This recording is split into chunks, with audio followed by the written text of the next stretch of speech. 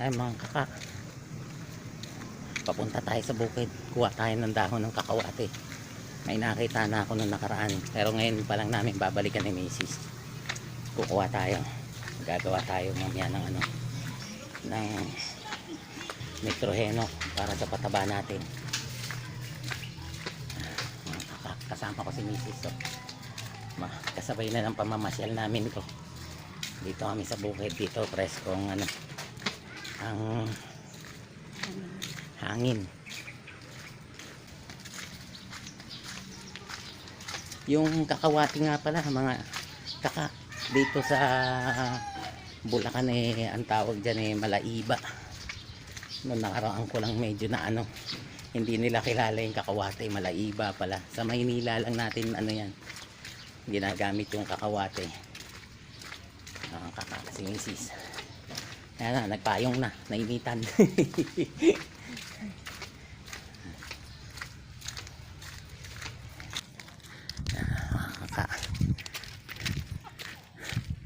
Yan, may tuko pa, naririnig nyo. Ganito pa ka ano tong lugar namin, may mga tuko pa. Pag narinig ka ng tuko, tumuko ka rin. Tuko! Tapos na. Tapos na yung oras niya. Kaya mga kaka, malapit-lapit na tayo sa kukuhanan natin. Nauuna sa atin, oh. Nauuna siyang paglakad. Pero malapit na yung kukuhanan natin. Nagpaalam na ako nung nakaraan doon sa may-ari ng lupa na kukuhanan natin ng ano, ng malaiba.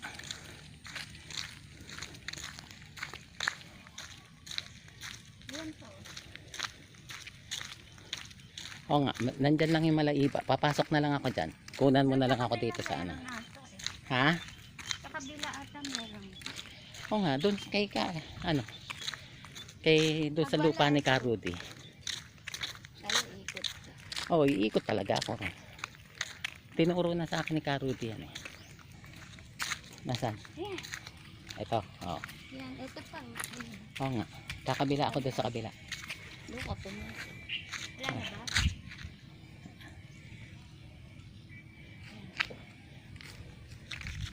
Ayan, malaiba yan. Kukuha ako sa loob, mga kaka. Wak. Tirang nga po. Walang mga sa dinadaan.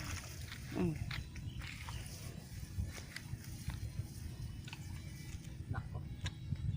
Lalagyan. Ah. Sige. Kasama ko na yung isang. Ano ng malaiba.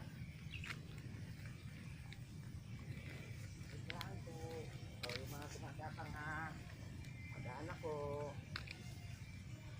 Asan na ba yun, ma? Ito. Diyan pa? Oo, ito. Saan? Ito. Saan po? Eto. May sukat na, oh. May muhon. Yan, putulin mo yung mga sanga. Paalam ka. Nagpaalam na nga ako.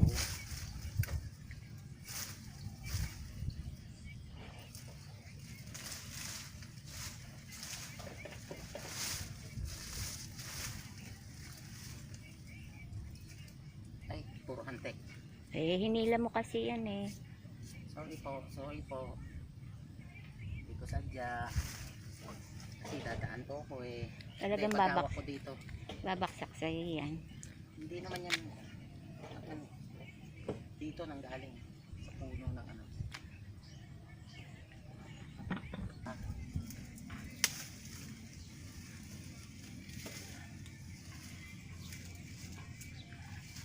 Ayan ang tubig, patubig. Mga kaka, ito yung ano, malaiba. Aray. Kaya lang marami ding ano, Antik. antek. Langgam na malalaki.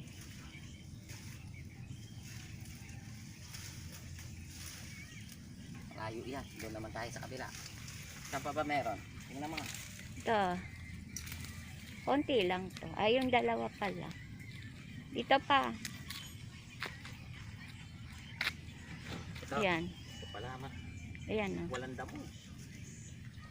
Ito pa ako ma.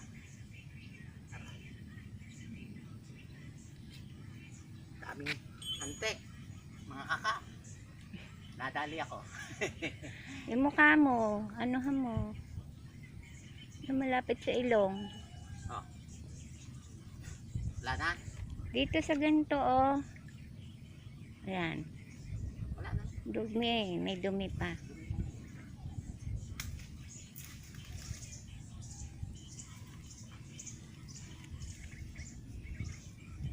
Dadagdagan natin mga kaka. Kasi ano rin to, pesticide din to.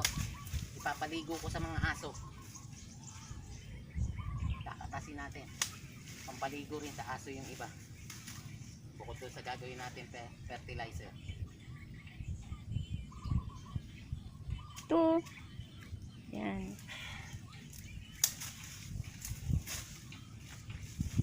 Marami na ata yun. Marami na siguro to mga kaka. Pwede na yan. Ito mga kaka. Ito ang malaiba. Ayan, yan. Yan, dahon ng ano, kakawate. Mas kilala siya sa ano, dito sa Bulacan. Malaiba tawag dito. Ayan, si Mrs.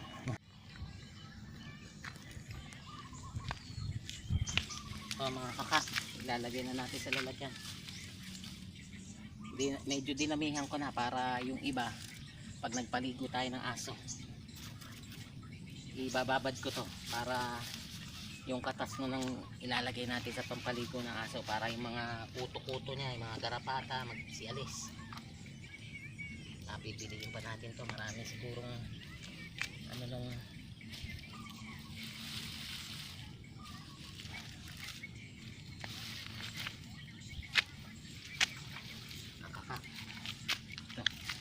si Mrs. kilalang kilala to kasi dito laki to sa Bulacan.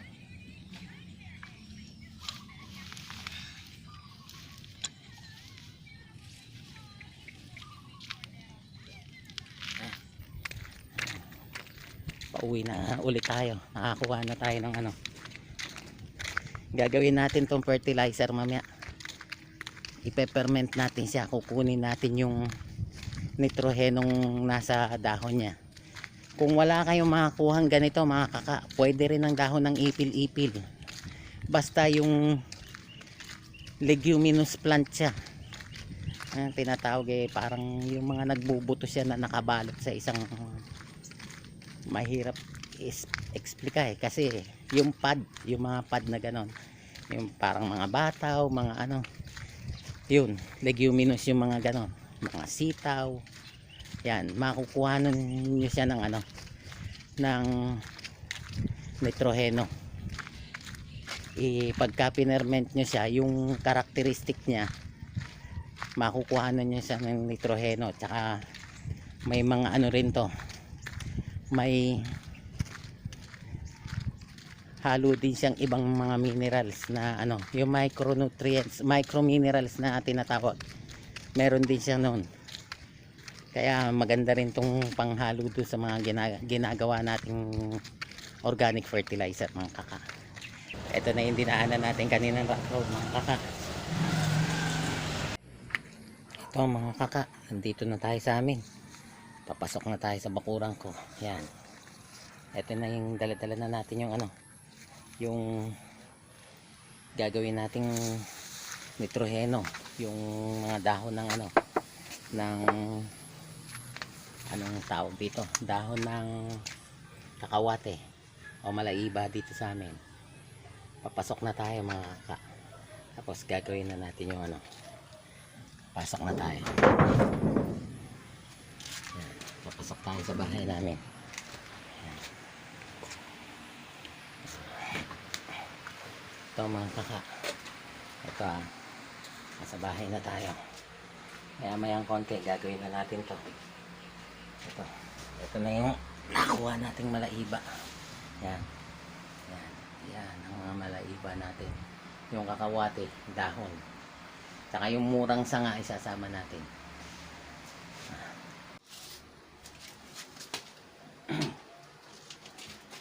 Gandang araw mga kaka. Ito na tayo. Gagawin na natin yung sinasabi nating yung kinuha natin na kanina na na dahon ng kakawate. Dito sa amin sa Bulacan, ang tawag dito ay malaiba.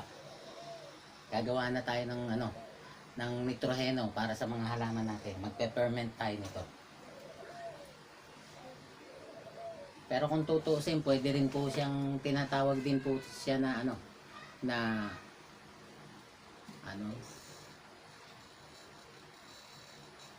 fermented plant juice. Pero ito, ang kalakasan po nito ay nitroheno. Tsaka ito pong dahon ng kakawate nagsisilbi din pong pesticide. Natural pesticide po to na hindi makakaapekto sa tao. Kaya kahit ibomba nyo po to, kainin nyo yung gulay na pinagbombahan nyo, o yung mga dahon-dahon, mga gulay-gulay, pwede nyo pong kainin. Basta hugasan nyo lang po sa tubig ng ayos. Hindi po katulad ng mga chemical na nabibili natin sa mga agricultural store. Yun po ay kumakapit sa mga gulay na kinakain natin. Kaya mga kaka, inaano ko lang po sa inyo, mas maganda po yung mga ganitong natural ang ginagamit natin. Ito pa, na po siya, pesticide na po siya. Pag pinerment po natin siya, makukuha po natin yung nitrohenong nasa mga dahon niya. At saka doon sa mga murang sanga. Yung mga mura po, mga ganito. Yan. Itong mga ganito po. Yan. Yan. Itong mga mura na ganito. Yan. Yung malalambot pa po. Ang mga kaka. Ito ang gagamitin natin ngayon. Pero kailangan po natin ng sangkalan, kutsilyo. Ito pong lalagyan natin ng kung saan tayo magpe-ferment. Ito pong molasses. Pero mahihitira pa po yung nakaraan ko. Kaya uubusin po natin to bago natin gamitin yung bagong bilhin natin. Kung meron po kayong timbangan, timbangan po. Kung wala po, tansyahin nyo na lang po kung gaano karami yung dahon na ginamit nyo o yung mga ipe-ferment nyo. Ganon din po ang ratio niya palagi, 1:1. Tapos po, pero ito po mga kaka, kung wala po kayong mabilhan ng molasses sa daan ay dyan sa lugar nyo, pwede po yung asukal na tersera. Yung tersera po, yung mas mapula. Yung mapula na po siya. Yun po ang gamitin nyo. Kung rin po yung timbang nung mga dahon nyo o yung peppermint nyo, ganun din po ang gagamitin yung asukal na pula. Ito po mga kaka. O nga pala mga kaka. Bago nga po pala akong magagawa dito, sa bagay, pwede ko naman pong isabay na to. Aanuhin ko na po itong mga murang saka yung mga dahon. Yan. Tatanggalin na po natin to. Yan. Himay natin to. Yan. Kasi itong parting dulo po na to medyo matigas na. Ang gagamitin lang po natin ito na pong mga nandito sa dulo. Yan. Pero okay na rin kahit hindi na natin gamitin kasi marami-rami naman po itong kinuha natin. Yan. Yan. Nagagamit naman po lahat. Ito, matigas na po ito. Yan. Ganyan. Medyo talagang dinamihan ko po yung kuha ko ng dahon kasi pagka nagpaligo po ako ng aso bukas o itong araw na to, mamaya po ibababad ko na kung may matitira man po, ibababad ko po siya sa tubig. Pero pong tawag doon, yung pisain ko siya, yung lalamasin ko po siya sa tubig para lumabas po yung mismong katas niya na na gagamitin natin pampaligo sa mga aso. Kasi po naitataboy nito yung mga mga kulisap na nasa katawan ng mga hayop natin. Tulad po ng mga pulgas, mga tuto-tuto. Yan po, natatanggal niya po yan. Ito, mga kaka.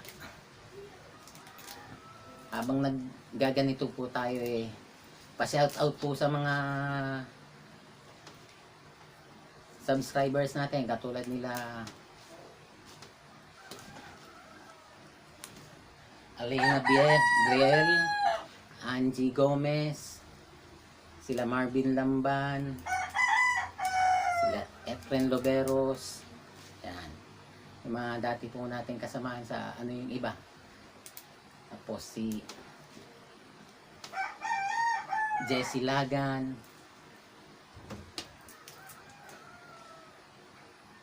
Roger Del Valle. Pre, tagal na natin hindi nagkikita, magkikita rin tayo.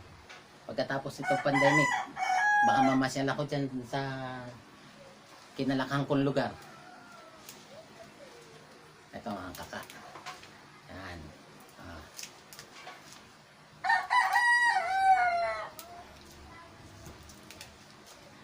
Pasensya na po kayo, sumasabay sa ingay ko yung ano, yung mga manok. Actually, ito, 21 days, kahit ito pa sobrahin nyo. Basta nakasil ho siya pag ginawa nyo. Kasi itong ganitong dahon, matagal po itong malusaw. Pero nakukuha na po nung sa pagpe-ferment, natatanggal na po yung ano niya, yung nitrogenong kailangan natin.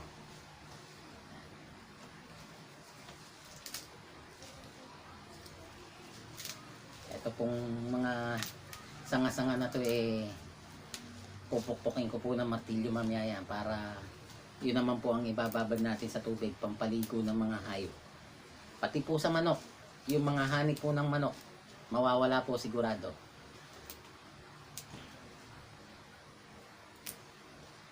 Kahit po yung ano, yung may sugat-sugat tayo sa katawan para hindi ho ano masyadong kapitin ng mga kulisap o dinadapuan ng ano. Tsaka gamot din po to talaga sa mga sugat-sugat. Yun nga lang, hindi ko po alam kung paano gawin. Ang alam ko po, pinapahid lang siya eh. Kasi alam nyo naman ho yung mga langaw, pagka may sugat-sugat tayo, nakakatanggal na ano siya. Oh, nakita nyo po mga kaka, ito po yung isang klase ng damo. Pero ito, legumes din po to eh. Alam ko legumes to kasi may pad po ang namumunga po tong nakita ko po sa bukid. May mga bunga to na mukhang pad. Pad po ano ba sa Tagalog yun yung parang may lalagyan ng buto. Pero hindi ko lang po alam, hindi ka ganong kabisado kaya wag na po natin isama to. Pero alam ko nasa lahi din po tong mga legumes eh. Kung wala po kayong makuhanan nito mga kaka, mag-ano po kayo. Kahit po yung mga, kung may mga tanim kayong sitaw, munggo, yung munggo po, mas maganda pong gamitin yun sa ganito pagka yung namumulaklak na po siya. Mas malakas po ang nitrogenong ibibigay sa inyo nun. Tapos, kung wala pa rin po, may mga puno po kayo ng ipil-ipil. Isang lahi rin po ng legumes ang ipil-ipil. Meron din po siyang nitrogenong kasama. Ay mga kaka, anuhin ko muna to. Medyo hiwa-hiwain ko ng para kailangan matupik natin to. Kasi pagka tinupiwi siya, siguradong pati yung mga dahon po na mapuputol natin. Hindi po siya papasok na lang natin doon ng buo-buo. Mas madali pong ma-extract yung pinaka niya.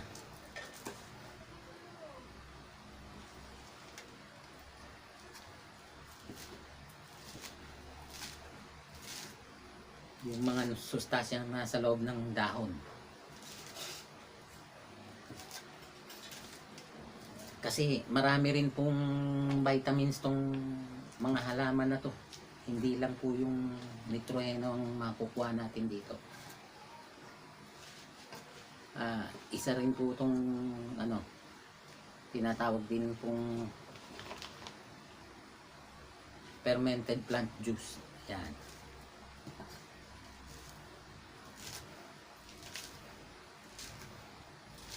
Marami pa pong klase to mga kaka, pero ito ang ine-extract po natin ng gusto rito yung yung nitrohenong kasama ng mga dahon na to.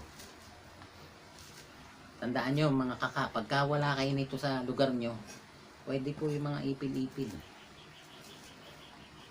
Basta ang pag makikita nyo po yung namumunga siya ng merong lalagyan. Yung buto niya may lalagyan. Yun po, mga lahi po ng yan, ng ganito. Pagkakalahi po sila, kaya makakapag-extract po kayo ng doon. Mga kaka, eto, lalagyan. Linis na rin po to. Lagyan natin dito.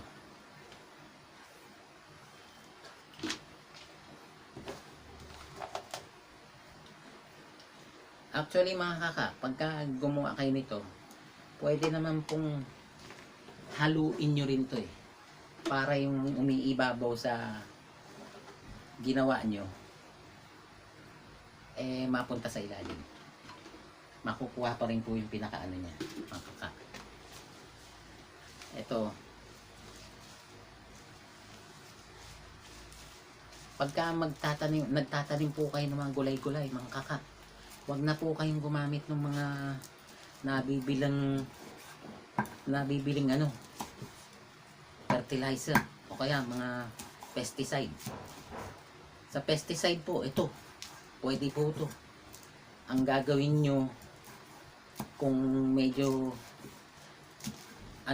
gahul kayo sa oras, ibababad, liligisin nyo po ito sa tubig. Tapos nyo po siya, ibabad nyo magdamag. Kinabukasan po ng maga, pwede nyo na po siyang bomba. Hindi pa po masisira ang halaman nyo. Hindi siya ma-overdose. Hindi po katulad ng mga nabibili natin mga chemical.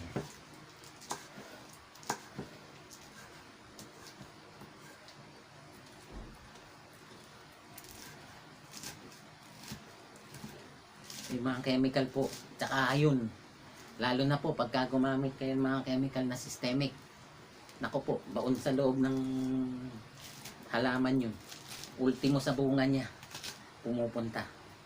Kaya hindi naman po kayo mamamatay kagad pag kinain nyo, kaya lang naiipon po sa loob ng katawan nyo. Isa po siya nagkokos ng pagkasira ng liver at natin, at bato.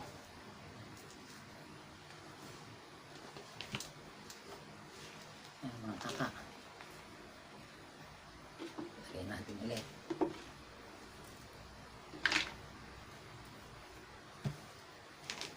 Saka may mga side effect po sa katawan natin. Hindi katulad nito mga ganito. Ibomba mo man ngayon, kung kailangan mo nung kakainin mong gulay, hugasan mo lang siya mabuti. Hugasan mo lang sa tubig. Ganunin nyo ng yung mga kinakain yung gulay, para matanggal lang po yung nakakapit sa dahon niya.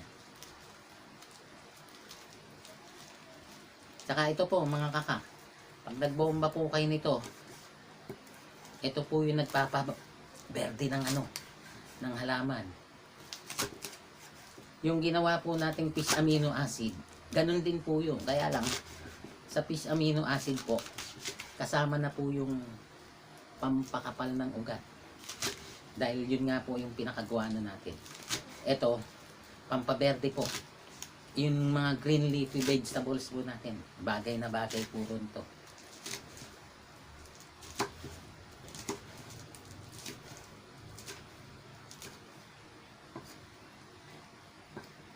Yung ginawa po natin fish amino acid, yun. Ito po, kumbaga sa yung fish amino acid po, meron po siyang pampakapal na po ng ugat, pampatibay ng ugat.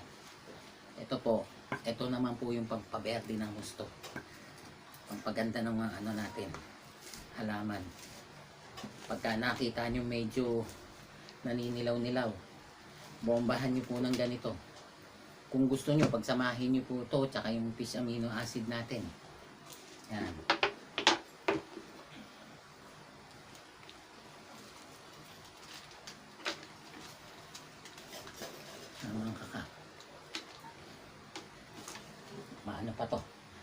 Ito, may timbangan ako mga kaka. Titingnan natin. Wala pa, 1/4 pa. Kakaunti pa to.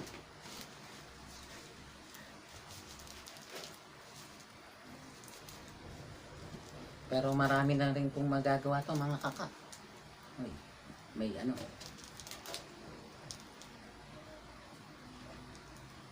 Adiw. Yung pinag-anuhan po ng gagamba.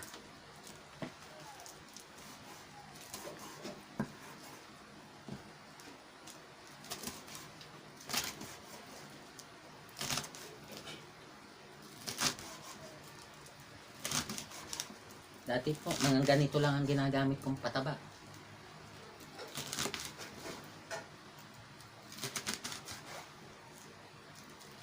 Kahit po sa palay, ganito ang ginagamit ko nun.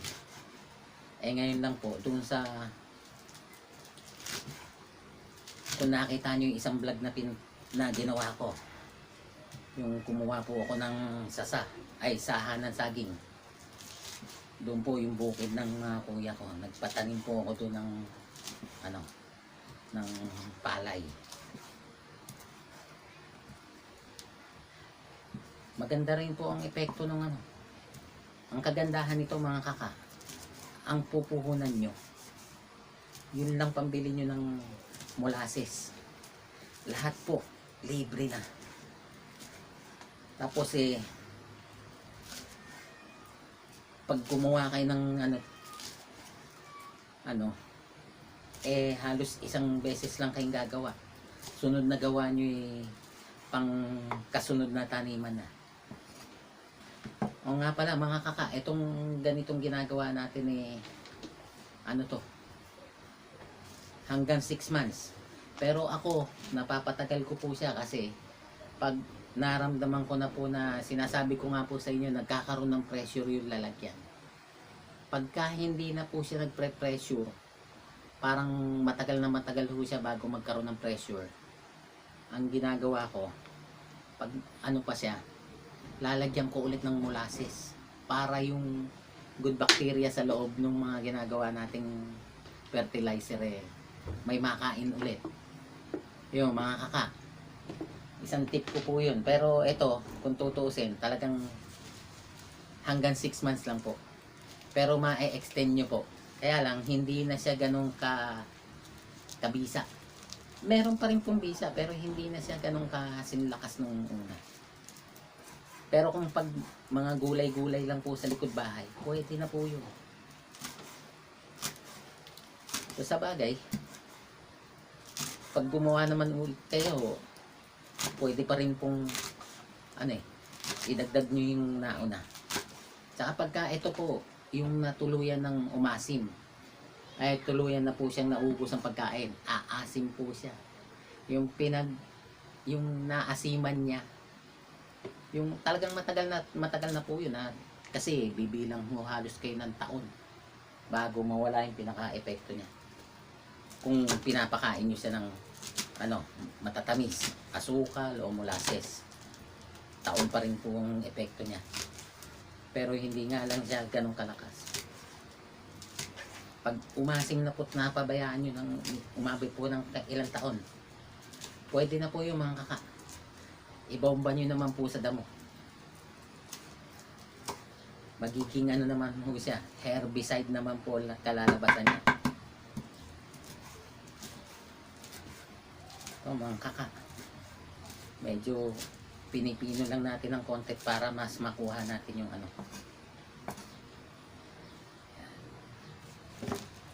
isang bagsakan na lang. Mga kaka, ito matapos natin ganito lalagyan natin ng molasses ulit o kaya asukal. Tulad nga po ng sinabi ko sa inyo, pagka wala kayong makakuha na ng molasses, yung asukal na pulang-pula po, yung tersera, o kung meron mang mas mapula pa doon sa sinasabi nating tersera, pwede po yun. Kasi yung puti po natin may bleach na pong kasama yun. May pampaputi na po yun. Hindi ko alam kung anong chemical yung ginagamit nila, pero anong tawag po kasi doon sa mga ganong asukal bleached. Yung na siya, pinaputi po siya. Itong mga molasses ito po yung parang pinakalatak nung ginagawang asukal. Hindi po siya actually marumi. Pero sinasabi nila marumi. Kasi lahat halos nung nandyan pa yung mga pinagpigaan habang niluluto pa yan, gumaganyan. Mga piniga po na tubo. Yan po ang asukal natin, tubo.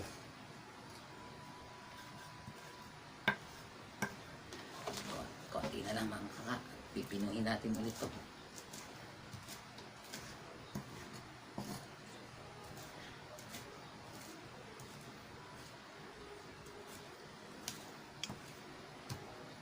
Actually, pag pinagpaligo nyo rin po sa mga aso nyo o mga manok, yung mga hanig po, yung mga pulgas, hindi niya naman mapapatay. Huwag nyo lang talagang mako-corner.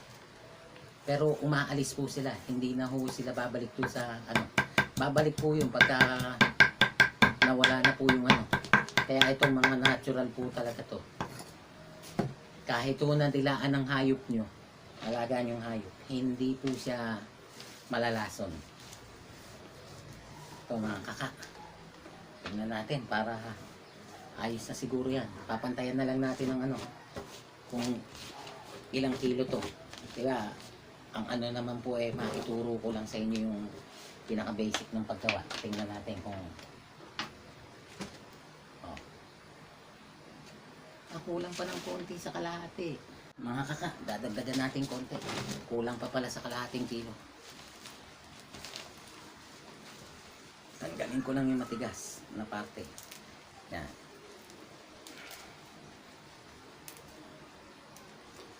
Mga kaka.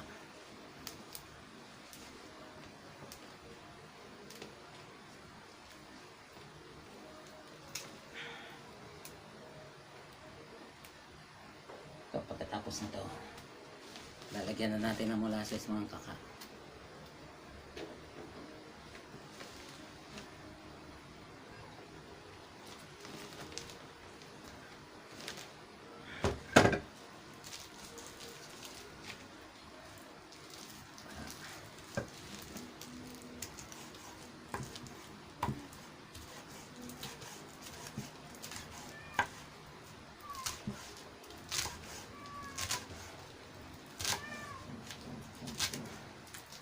Kasi yung pagtataniman natin, kahit konti lang to, hanggat may molasses ako o anong asukal, madali pong kumuha ng mga raw mat mga kaka. Saka hindi po ganun kalaki yung mapagtataniman ko. Magko-container gardening po ako mga kaka. Kasi yung kabila kong lupa nilulubog ng tubig pagka ganitong tag-ulan. Magsisiguro lang po tayo. Pag nag-high tide po ang ilog pumapasok din po minsan. Lalo na pagka natanggal yung pinakabara dun sa daanan ng tubig. Mga kaka, tapusin na lang natin to. Tapos lalagyan na natin ng ano, kalahating kilo na rin siguro yan.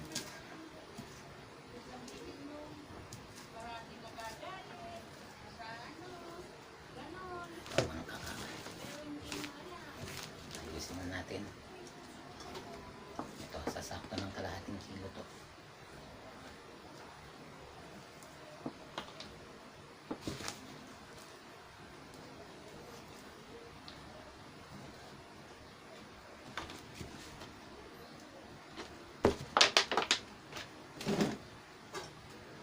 Ayan, smakto na ng kaka. Medyo iayos natin dito to. Yan,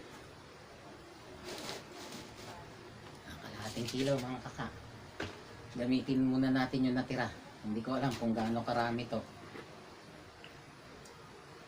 Tandaan nyo mga kaka, itong pinutol na lalagyan ng tubig to. Hindi nyo kailangang bumili ng ano. Lagay muna natin ito mga kaka. Ito Ito yung natira natin nung nakaraan.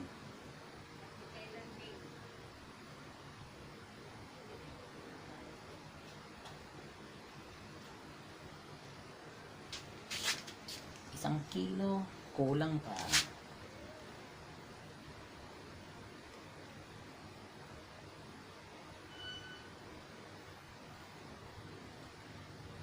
Ito mga kaka,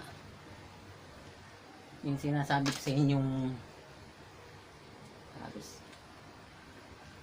ayan, busin na natin to. Ayan, halos 1 kilo sakto. Kalahating kilo na lang pala yung tira nating molasses. Simutin lang natin siya mga kaka, sayang din, papakinabangan pa natin yan. Tapos nito mga kaka, habang pinatutulo ko siya, gagawa na tayo ng pantakip niya.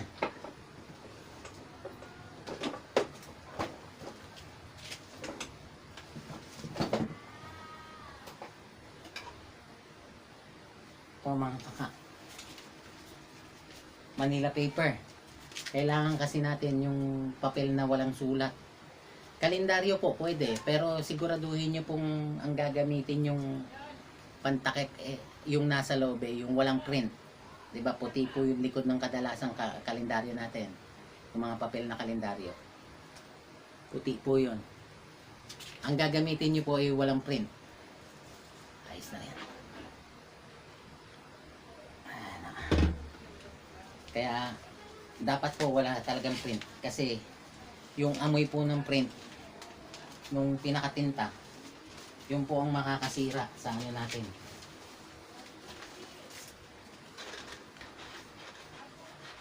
Ayan, susukatin ko lang po mga kaka. Ito na po kasi yan. May pinagkatan na po tayo nung nakaraan. Kaya kailangan sundin ko na lang yun para hindi magbago yung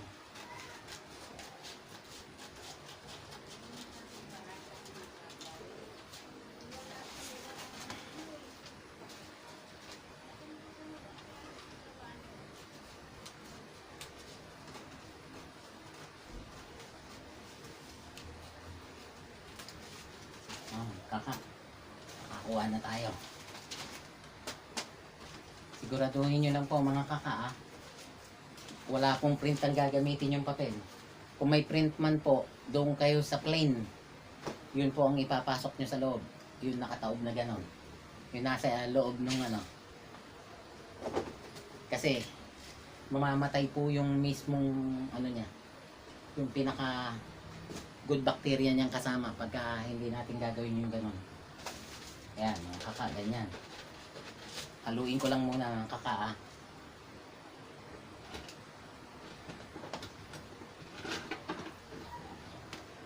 Ayan. Kung wala po kayong timbang, pantimbang mga kaka, pwede naman po ninyong tansyahin. Kaya lang sa ganitong mga bulky na ano, napakahirap niya pong tansyahin. Tulad nito, yan. Ayan.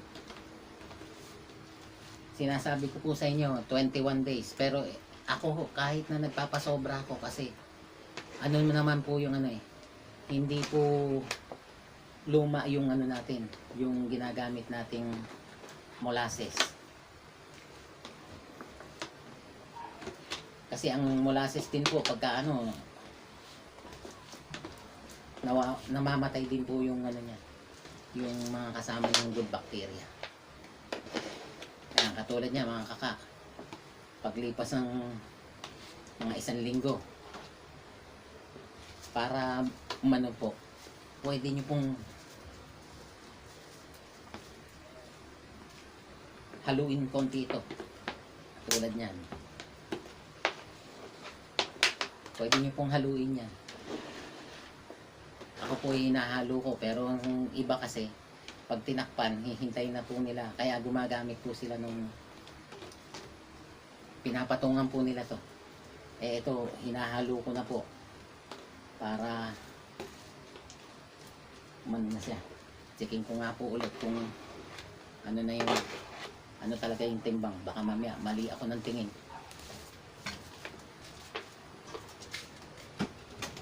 Sakto po mga kaka, 1 kilo. Kalahating kilo yung dahon natin, saka 1 kilo ng ano. Ay, nakalimutan ko pa pong kumuha ng ano, ng goma na pang tali natin. Nandito pa pala siya. Nakalimutan natin. Nandun sa panahian ni Mrs.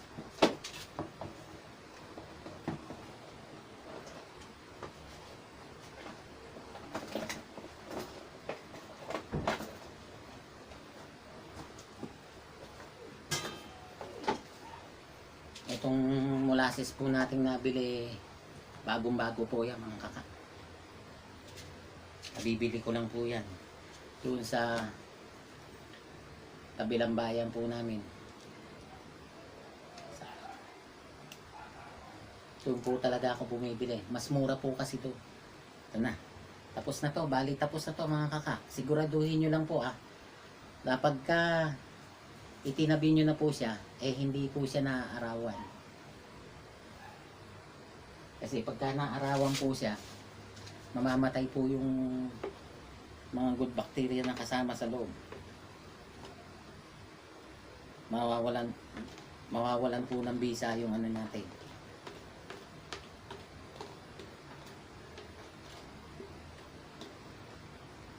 Ayan, kaka.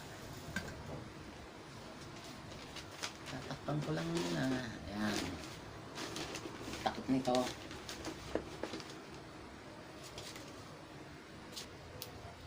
Kasi na po. Ay, huwag ka magpuputol. Kailangan kita ng buo.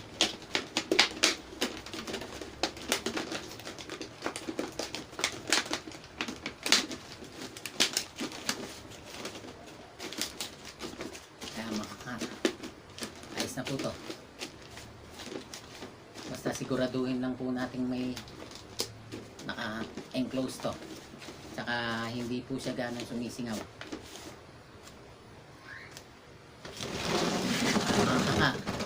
Huwag niyo pong kalimutan mag-subscribe Saka kung pwede, pa-like na rin po. Saka pa-pindot na rin po nung bell sa tabi nung subscription para masundan nyo po yung mga itinuturo ko hanggang sa pagtatanim po nung sinasabi ko sa inyong mga naka-container.